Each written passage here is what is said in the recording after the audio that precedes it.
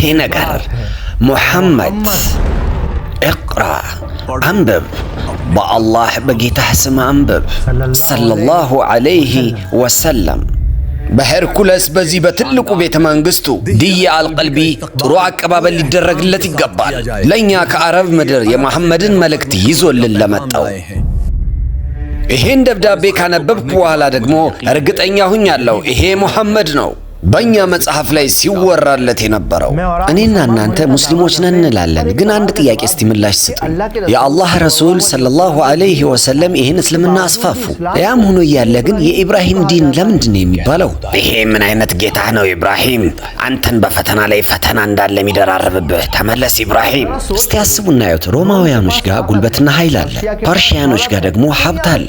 ዓለማችን ላይ እጅግ የተዋቡና ያማሩ ቦታዎች አሉ። ቢሆንም ግን አላሁ ሱብሓነሁ ወተዓላ ለካዕባ መካን ለምን መረጠ? እውነትም ግን የአድና የሰሙድ ህዝቦች ረጃጅሞች ነበሩ። በጣም ከመርዘማቸው የተነሳ ተራራውን እንኳን ይበልጡት ነበር አሉ። ኢብራሂም አለይሂ ሰላም የአላህ የጓደኝነትን ቦታ አግኝተዋል። ያም ሆኖ እያለ ለምንድን ነው አላሁ ሱብሓነሁ ወተዓላ ዱዓቸውን ያልተቀበላቸው? ኢብራሂምን እዚህ እሳት ውስጥ ጨምሩት። እንደዚህ አይነት ምሳሌ ነው መፈጸም ያለብን። ማንም ሰው በድጋሚ እንደዚህ አይነት ነገር እንዳያስብ። እናንተም ከነዚህ ሁሉ ጥያቄዎች የአንዱንም ምላሽ የማታውቁ ከሆነ ያ ማለት እንግዲህ ይሄ ነው የአላህን ነቢይ ሰለላሁ ዐለይሂ ወሰለም እንወዳቸዋለን ትላላችሁ እንጂ አታውቋቸውም ማለት ነው።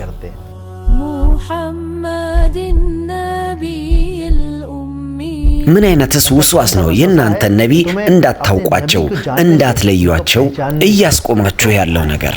የዚህ ሁሉ ጥያቄ መልስ እኛ ጋር የሚኖር ከሆነ የነቢያችንን ሰለላሁ ዐለይሂ ወሰለም ህይወትን መረዳት ለኛ ቀላል ይሆንልናል ማለት ነው። ሁሉም አስቀድመን ይሄንን እንረዳ። አረቦች ማለት እነማን ናቸው? ሂስቶሪየስ አረቦችን በሶስት ከፋፍሏቸዋል። የመጀመሪያዎቹ አረብ ባይዳ ማለትም እነዛ ሰዎች የአረቦች ክልል ውስጥ የሚኖሩ እስልምና ከመምጣቱ ከብዙ ሺህ ዓመት በፊት፣ ነገር ግን ከጊዜው ጋር እነሱም ጠፉ። ስማቸውም ምልክታቸውም የቀረ ነገር የለም። የሰሙድ ህዝቦች፣ የዓድ ህዝቦች እና የተሰም ህዝቦች እንደጠፉት ቅዱስ ቁርአን ውስጥ እንደተገለጸው። እናንተ አላያችሁም እንዴ ጌታችሁ አላህ የዓድ ህዝቦችን ምን እንዳደረጋቸው? እጅግ በጣም ረጃጅሞች የነበሩ ህዝቦች። የሰሙድ ህዝቦችስ የተራራን ድንጋይ የሚፈለፍሉ የነበሩ።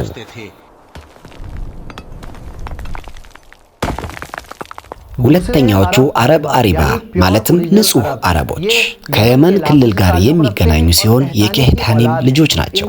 ትክክለኛ አረቦች የሚባሉት እነዚህ ናቸው። ሂስቶሪየስ የዘር አመጣጣቸውን በሚያጠና ሰዓት ከኑህ አለይሂ ሰላም ልጅ ከሳም ህዝቦች ጋር እንደሚያገናኛቸው አወቀ።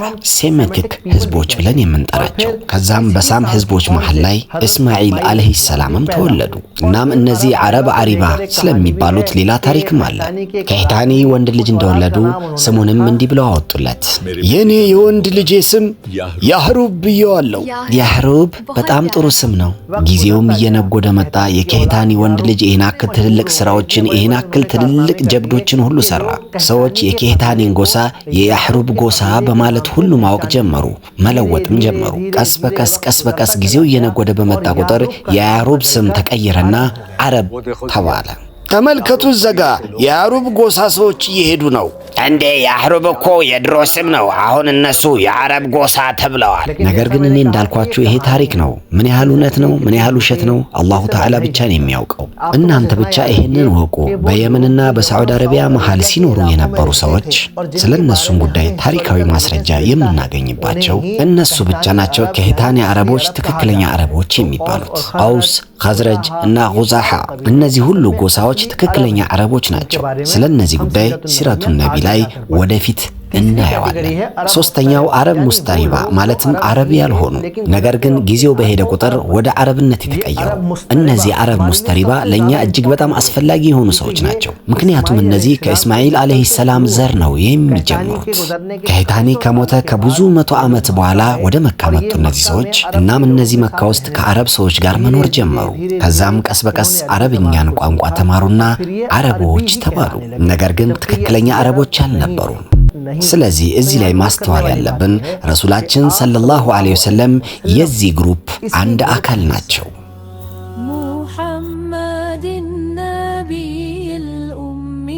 ሂስቶሪስ የእሳቸውን የዘር አመጣጥ ጥናት በሚያደርግ ጊዜ ያን ጊዜ ማወቀ የረሱላችን ሰለላሁ ዐለይሂ ወሰለም የዘር ሐረግ እስከ አድናን ድረስ እንደሚሄድ። የትኛውም ዑለማና ዓሊም ምንም አይነት ግራ መጋባት ውስጥ አይገቡም። በዚህ አድናን ድረስ ያለው የዘር ሐረግ ማስረጃ ስላለው። አንድ ነገር እዚህ ጋር አስተውሉ። እዚህ ጋር የሆነ ስሞች ተጽፈዋል። ወደ ታች ስታዩ ፈሄር ሌላ ስሙ የቁረይሽ ጎሳ ማለት ነው። ከዚሁ ነው የቁረይሽ ጎሳ የጀመረው። በስተመጨረሻ መካ ላይ አስተዳዳሪ የሆኑት ሐሺም እውነቱን ነው ያለው። ማንም ሰው እኛን በእጁ ሊነካን አይችልም። እኛ ቁረይሾች ነን። ስለነዚህ አረብ ሙስተሪባ አንድ በጣም የሚያስገርመው ነገር ቀስ በቀስ ራሳቸውን አረቦች ውስጥ እጅግ በጣም ከማላመዳቸው የተነሳ ትክክለኛ አረቦች የተባሉትንም በቋንቋ በለጧቸው። እነዚህ በአረብኛ ንግግር፣ በአረብኛ ቋንቋ፣ በአረብኛ ግጥም በጣም ታዋቂ በመሆናቸው የተነሳ በመላው አረብ ውስጥ የነሱ ግጥም በምሳሌ መልክ መወራት ጀመረ። ገጣሚዎች ወደ አቡ ሱፊያን ቤት በሚሄዱ ጊዜ ያልጠበቁትን ፍቅር ያገኛሉ። ጠግበው ይበላሉ፣ ጠግበውም ይጠጣሉ። ገጣሚዎች ወደ አቡ ሱፊያን ቤት ሲሄዱ። አሁን ወደ ሁለተኛ ጥያቄያችን እንምጣ። እንዴት የአላሁ ሱብሓነሁ ወተዓላ ቤት ካዕባ እዚህ ምድር ላይ ሊሰራ እንደቻለ? እናም ለምንድንስ ነው እስልምናን የኢብራሂም ዲን የሚባለው? የዚህን ጥያቄ መልስ ለማወቅ እኛ ብዙ ሺህ ዓመታት ወደ ኋላ ሜሶፖታሚያ ከተማ መሄድ አለብን። ወደ ባቢሎን እንሂድ፣ ዛሬ ኢራቅ በመባል የምትታወቀው። የዛን ቀን ባቢል ከተማ ላይ በጣም ብዙ ግርግር ነበር። እዚህ ከተማ ውስጥ ያለ አንድ ሰው በደስታ እየፈነጠዘ ነበር። የኔ ወንድ ልጅ በመወለዱ ደስታ የተዘጋጀውን ምግብ ለመብላት የመጣችሁ ሕዝቦች አመሰግናችኋለሁ። አንተ እኛ የምናመልክበትን ጌታ ያገናኘህን አንተ ጠርተህን እንዴት ነው እኛ የማንመጣው? በትክክል እውነትህን ያልከው። በአዘር የተነሳ ነው ትክክለኛ ጌታችን ያወቅነው ያየነው። እንደዚሁም ግን ወንድ ልጅን ማን ብለህ ልጠራው ነው? እኔ ወንድ ልጄን ኢብራሂም ብየዋለሁ። በጣም ቆንጆ ስም ነው። በጣም አሪፍ ስም። ኢብራሂም አለይሂ ሰላም የአባታቸው የበኩር ልጅ ናቸው። ይሄ ማለት እንግዲህ መንገዳቸው መጀመሪያም ተስተካክሏል። አባታቸውን በሐውልት በመስራት ማገዝ አለባቸው። የአባታቸውን ሀብት ስራውንም መረከብና ወደፊት ማስኬድ አለባቸው። እናም ልክ ያልሆነ ህይወትን መኖር። ነገር ግን አላሁ ተዓላ ሌላ ነገር ነበር የፈለገላቸው። አላሁ ሱብሓነሁ ወተዓላ ከልጅነቱ ጀምሮ ለኢብራሂም ልቡን ሰላም አድርጎት ነበረ።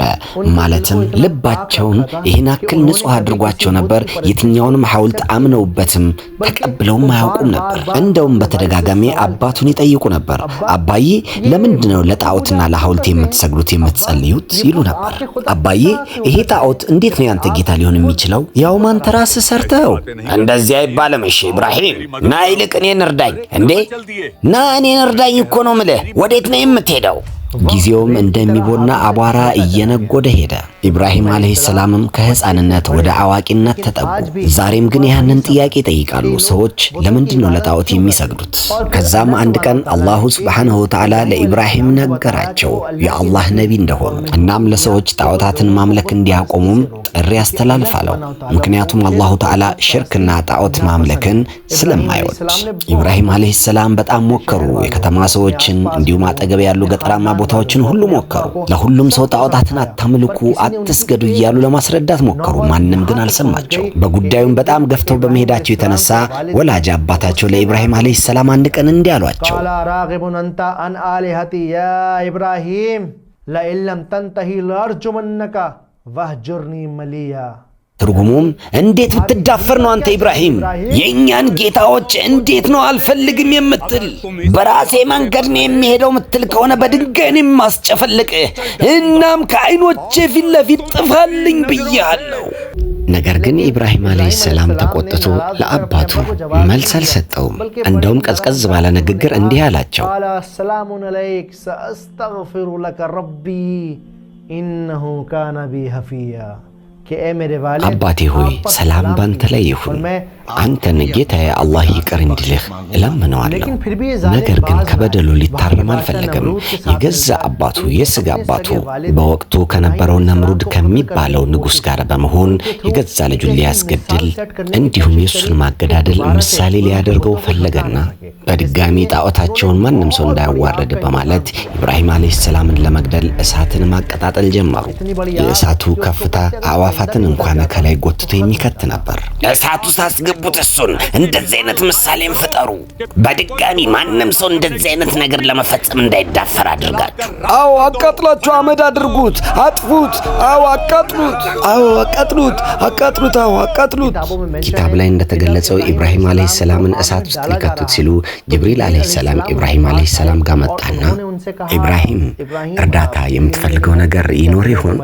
ኢብራሂም አለይሂ ሰላም ፈገግ አለና አላሁ ተዓላ ከሆነ የላከህ በትክክል። ከዛም ጅብሪል አለይሂ ሰላም ታዲያ ጌታህን አላህን ለምን እርዳኝ ብለህ አትጠይቀውም አለው።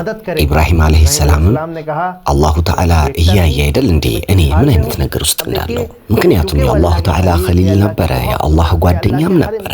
የአላሁ ተዓላን ፈተናዎች ጠቅላላ ያለፈ ነበር። እሱ እንደዚህ ማለት ይችላል፣ እናንተና እኛ ግን አንችልም።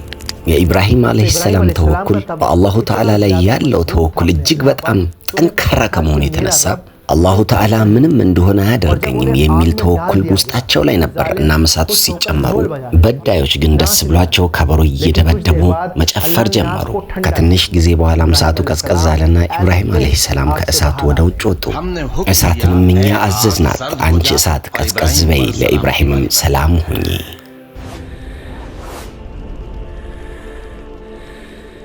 ይሄም ከሆነ በኋላ ግን ማንም ሰው ወደ እምነቱ ሊገባ አልቻለም ከአንድ ወጣት ወንድ ልጅ በስተቀር። ይሄ ወጣት ወንድ ልጅም የኢብራሂም አለይሂ ሰላም የወንድም ልጅ ሉጥ አለይሂ ሰላም ይባላል። ስለ ሉጥ አለይሂ ሰላም ታሪክ በምናወሳ ሰዓት ስለ ሉጥ አለይሂ ሰላም ታሪክ እናወራለን። አሁን ግን ወደ ኢብራሂም አለይሂ ሰላም ታሪካችን እንመለስ። እናም ከዛ በኋላ የሆነው ሉጥ አለይሂ ሰላምና ኢብራሂም አለይሂ ሰላም የባቢሎን ከተማን ለቀው ወጡ። የተመቻቸ ህይወታቸውን ለቀው አስቸጋሪ ወደ ሆነው ህይወታቸው ውስጥ ገቡ። ኢብራሂም አለይሂ ሰላም ከባቢሎን ወጥቶ ወደ ሐራን ሄዱ። ከሐራን በኋላ ወደ ፍልስጤን፣ ከዛም በኋላ ወደ ግብጽ። በዚሁ ጉዟቸው ላይ ሳራ አለይሂ ሰላምን አገቡ። ከዛም በኋላ ተመልሰው ወደ ፍልስጤን በመምጣት ኑሯቸውን መሰረቱ። ጊዜዎችም እያለፉ መጡ። ቀስ በቀስ ቀናቶች ወደ ሳምንታት ተቀየሩ። ሳምንታትም ወደ ወራቶች፣ ወራትም ወደ ዓመታት ተቀየሩ። ነገር ግን ኢብራሂም አለይሂ ሰላምና ሳራ አለይሂ ሰላም ምንም አይነት ልጅ ሊወልዱ አልቻሉም። ይህም ሆኖ ግን ኢብራሂም አለይሂ ሰላም ተስፋ አልቆረጡም። በቅዱስ ቁርአን ላይ አላሁ ሱብሓነሁ ወተዓላ እንዲህ ብለዋል፣ ወመን የቅነጡ ሚን ረሕመት ረቢሂ ኢላ ዷሉን። ኢብራሂም አለይሂ ሰላም እንዳለው ከአላህ ረሕመት ተስፋ የሚቆርጠውማ መንገዱ የተሳሳተ ነው። ቀስ በቀስም ኢብራሂም አለይሂ ሰላምና የመጀመሪያ ሚስቱ ሳራ አለይሂ ሰላም ወደ እርጅናውም ገቡ። ሳራ አለይሂ ሰላምም ለኢብራሂም አለይሂ ሰላም ምልክት ሰጠቻቸው። ለምን ሐጀር አለይሂ ሰላምን አያገቡም አለቻቸው። ሐጀር አለይሂ ሰላም የሳራ አለይሂ ሰላም ባሪያዋ ነበረች። ነገር ግን ከንጉሳዊ ቤተሰብ የተገኘች ብትሆንም ነገር ግን አንዳንድ በተፈጠሩ ጉዳዮች የተነሳ የግብጽ ንጉስ እንድትታሰር አደረጋት። ኢብራሂም አለይሂ ሰላምና ሳራ አለይሂ ሰላም የግብጽ ንጉስ በተገናኙበት ጊዜ በሳራ አለይሂ ሰላም ተማርኮ የግብጽ ንጉስ ሐጀር አለይሂ ሰላምን በስጦታ መልክ ሰጣት። በስተመጨረሻም የሷ ባሪያ ሆና ለነሱ ስራ መስራትን ጀመረች። ኢብራሂም አለይሂ ሰላምም በሳራ አለይሂ ሰላም ፍቃድ ሐጀር አለይሂ ሰላምን አገባ። ልክ በዛሬ ጊዜ እየተካሄደ እንዳለው አብዛኛውን ጊዜ ሰው ልጆች ልጅ ማግኘት አልቻልንም በማለት ሁለተኛ እንደሚያገቡት ልክ እንደዛው ኢብራሂም አለይሂ ሰላም ሐጀር አለይሂ ሰላምን አገቡ። በ86 ወይም በ87 ዓመታቸው አላሁ ሱብሓነሁ ወተዓላ ለኢብራሂም አለይሂ ሰላም የመጀመሪያ ልጃቸውን ወፈቃቸው። እናም የዚህ ልጃቸውን ስም እስማዒል አለይሂ ሰላም ብለው አወጡለት። በ86 ዓመታቸው አላሁ ሱብሓነሁ ወተዓላ እስማዒል አለይሂ ሰላምን ሰጣቸው። አንዳንድ ኪታቦች ላይም ይሄ ተጽፏል። እንዲሁም ረሂቡል መክቱም ላይ ገጽ 50 ላይ ይሄ ተጽፏል። ሐጀራ አለይሂ ሰላም ልጅ እንደወለደች ሳራ አለይሂ ሰላም እጅግ በጣም ከፋት። እጅግ በጣም ቅናት ውስጥም ገባች። በዚህ ቅናት የተነሳ ቤት ውስጥ ትልቅ ረብሻም ተነሳ። ኢብራሂም አለይሂ ሰላም እንዲሁም ሐጀራ አለይሂ ሰላምና ሕፃኑ ልጃቸው እስማዒል አለይሂ ሰላም ቤቱን ለቀቁ። ነገር ግን የዑለማዎች ሐሳብ ይሄ ነው። እኛ ሙስሊሞች ስለሆን እንደ ሙስሊምነታችን ደግሞ ይሄንን ነው እኛ የምናምነው። አላሁ ሱብሓነሁ ወተዓላ ጉዞ ተጓዝ ብሎ ስላዘዘው ነው አሉ። አላሁ ሱብሓነሁ ወተዓላ በነገራቸው መንገድ ላይ ጉዟቸውን የጀመሩት ሂድ ወደዛ ወደ ሒጃዝ ተራራዎች አካባቢ እዛ ተራራ ስር እሷን እዛው አስቀምጣት። ጸጥ ረጭ ያለ ተራራማ በረሃማ ቦታ ላይ ደረሱ። ሰውም የሰውም ጥላ የሌለበት እዛው ቦታ ላይ ኢብራሂም አለይሂ ሰላም ሐጀራ አለይሂ ሰላምና ልጁን እስማኤል አለይሂ ሰላምን እዛው ተዋቸው። እናም ጥሏቸው ወደፊት ሲሄዱ ሐጀራ አለይሂ ሰላም በጣም ተጨነቁ። ልባቸው ውስጥ ብዙ ጥያቄዎችን አጫሩ። ለምንድን ነው ብቻችን ለቀውን የሚሄዱት? ወዴትስ ነው የሚሄዱት? የተወሰነ ቦታ ድረስ ተከትላቸው ከሮጠች በኋላ እስከ የት ድረስ ነው የምከተለው አለችና እንዲህም ብላ ጠየቀቻቸው። የአላሁ ሱብሓነሁ ወተዓላ ትእዛዝ ነው እንዴ? ኢብራሂም አለይሂ ሰላም ምንም ሳይናገሩ በመለከት እንደዚህ አሏት። ምክንያቱም እሷ ሙእሚን ስለነበረች በአላሁ ሱብሓነሁ ወተዓላ በጣም ትተማመን ነበር። ሐጀር አለይሂ ሰላምም የአላሁ ሱብሓነሁ ወተዓላ ትእዛዝ ከሆነ እንግዲያው ሲሄዱ እርሶ አለቻቸው። አላህ ይጠብቀናል አለቻቸው። ይኸውላችሁ በእንደዚህ አይነት ጊዜ የሰው ልጅ ይጠይቃል፣ ለምንድን ነው በእኔ ላይ የደረሰው? ለምንድን ነው ሁሉም መከራና ችግር በእኔ ላይ የሚደርሰው? ነገር ግን በዚህ ጊዜ ኢብራሂም አለይሂ ሰላም ስጁድ ነው የወረዱት። ከዛም ሚስታቸውንና ልጃቸውን ለቀው ሄዱ። ምክንያቱም አላሁ ሱብሓነሁ ወተዓላ እየፈተናቸው እንደሆነ አውቀዋል። አላሁ ተዓላ ደግሞ የሰው ልጅ ከሚሸከመውና ከሚችለው በላይ አይፈትነውም። ኢብራሂም አለይሂ ሰላም ከሄደ በኋላ የሚበሉትና የሚጠጡት ነገር ጠቅላላ አለቀ። ሐጀራ አለይሂ ሰላምም ተጨንቀው ሶፋና መርዋ 7 ጊዜ መዞር ጀመሩ ወደዛ ወደዚህ። ከዛም ከእስማኤል አለይሂ ሰላም እግሩ ስር አንድ ምንጭ ፈለቀች። ሐጀራ አለይሂ ሰላምም ቆፈር አድርገው ውሃውን ለማስቆም ሞከሩ፣ ዘም ዘም ዘም እያሉ ትርጉሙም ቁም ቁም ቁም እያሉ። በዚህም አማካኝነት የዚህ ውሃ ስም ዘምዘም ተባለ። ማለትም አንተ ውሃ ቁም፣ አንተ ውሃ ቁም። እስከ ዛሬ ድረስ በመላው ዓለም ላይ አንድ ታሪክ ግልጽ ነው፣ የትኛውም ስኮላር እንዲሁም ሂስቶሪያን ያልተካፈሉበት። ያ ማለትም የዘምዘም ጉድጓድ ማስረጃ ነው። ከሐጀራ አለይሂ ሰላምና ከኢብራሂም አለይሂ ሰላም ጋር የተገናኘው ታሪክ ልክ እዛ ጋ ምንጩ እንደፈለቀ ሰማይ ላይ ብዙ ህይወቶች ማንዣበብ ጀመሩ። ራቅ ያለ ቦታ ላይ አንድ የሆነ ጎሳ ነበረ፣ ጅሩሑም ጎሳ የሚባል። እነሱም ሰማይ ላይ የሚያንዣብቡትን አዋፋትን አዩና ይገርማል፣ እነዚህ ሁሉ አዋፋቶች እዛ ጋር ምንድነው የሚያንዣብቡት? ምንም ይሁን ምን እዛ አካባቢ ውሃ ሳይኖር አይቀርም፣ እስቲ ሂደን እንመልከት። ጅሩሑም ጎሳዎች መታወቂያቸው ይሄ ነበረ፣ ውሃን ሲያገኙ መቆጠብን ይችሉበት ነበር። እናም ጎሳው በአጠቃላይ ተጉዞ ሐጀራ አለይሂ ሰላም ጋር ደረሱ። ውሃም ፈልገን የመጣ ነው፣ እዚሁ አካባቢ መኖር እንችላለን ብለው አስፈቀዱ። ሐጀራ አለይሂ ሰላምም ፈቀዱላቸው። እዛው መኖርንም ጀመሩ። ቀስ በቀስ የህዝብ ቁጥሩም እየሰፋ መጣ። ሰዎችም እየተበራከቱ መጡ። እስማኤል አለይሂ ሰላምም ከጅሩሑም ጎሳ ሰዎች ጋርም አንድ ላይ ማደግን ጀመሩ። የነሱን መነጋገሪያ አረብኛ ቋንቋም እሱንም መማር ጀመሩ። እዚህ ላይ አንድ ነገር ልብ ማለት ያለባችሁ፣ በጅምሬ ላይ እንደነገርኳችሁ ጅሩሑም ጎሳ ነበረ ትክክለኛ አረብ ጎሳ የሚባለው የነበረው። እስማኤል አለይሂ ሰላም ደግሞ አረብ ሙስተሪባ ነበሩ፣ አረብ አልነበሩም። ከጅሩሑም ጎሳዎችና አረቦች ጋር በመኖር የተነሳ እሳቸውም አረብ ሆኑ። አረብኛ ቋንቋውንም ተማሩ። ከዛም አረብ ናቸው ተባሉ። እስማኤል ሲታይ እኮ ከጅሩሑም ጎሳ የተገኘ አይመስልም። እውነት ነው ያልሽው እማዬ። እንደውም የእስማኤል አረብኛ ከቀሪ ልጆች እጅግ በጣም የተሻለ ነው። ከጥቂት ዓመት በኋላም ኢብራሂም አለይሂ ሰላም ሚስትና ልጃቸውን የተውበት ቦታ ላይ ተመልሰው ሲመጡ በሚያዩት ነገር እጅግ በጣም ፈገግ አሉ። ባዶ በረሃማ ቦታ ላይ ጥለዋቸው የሄዱ የነበረው ህይወት ተዘርቶበት ሰዎች እየኖሩበትና እንዲሁም ይህን ሁሉ ነገር ሚስታቸው እንደምትቆጣጠረው ሲሰሙ ጊዜውም እየነጎደ መጣ። አላሁ ሱብሓነሁ ወተዓላ ለኢብራሂም አለይሂ ሰላም አንድ ህልም አሳያቸው። በህልማቸውም አላሁ ሱብሓነሁ ወተዓላ ለኢብራሂም አለይሂ ሰላም ልጃቸውን እስማኤል አለይሂ ሰላምን እንዲያርዱት ሲያዙት፣ በጠዋቱም ኢብራሂም አለይሂ ሰላም ለኢስማኤል አለይሂ ሰላም ልጃቸው ይህንን ህልም ነገሩት። ስለዚህ ጉዳይም በቅዱስ ቁርአናችን ተጠቅሷል። እሱም ለመሮጥ በደረሰ ጊዜ ኢብራሂምም እንዲህ አለው፣ ልጄ እኔ በህልሜ እንዳየሁት እኔ አንተን እያረድኩ ነበር። እስቲ አስብ፣ አንተስ ምን ይሆን ፍላጎትህ? እስማኤል አለይሂ ሰላም አባዬ የታዘዝከውን ብቻ አድርግ፣ አላህ ያውቃል፣ ከሰብረኞች ጋር ነው አንተ እኔን የምታገኘኝ። እስማኤል አለይሂ ሰላም ለአባቱ ኢብራሂም አለይሂ ሰላም ከቻልክ ግን ለእናቴ አሁን እንዳትነግራት፣ እስቲ አላህ ምን እንደሚለን እናያለን አለው። ከዛም ሁለቱ ተያይዘው ጉዟቸውን ቀጠሉ።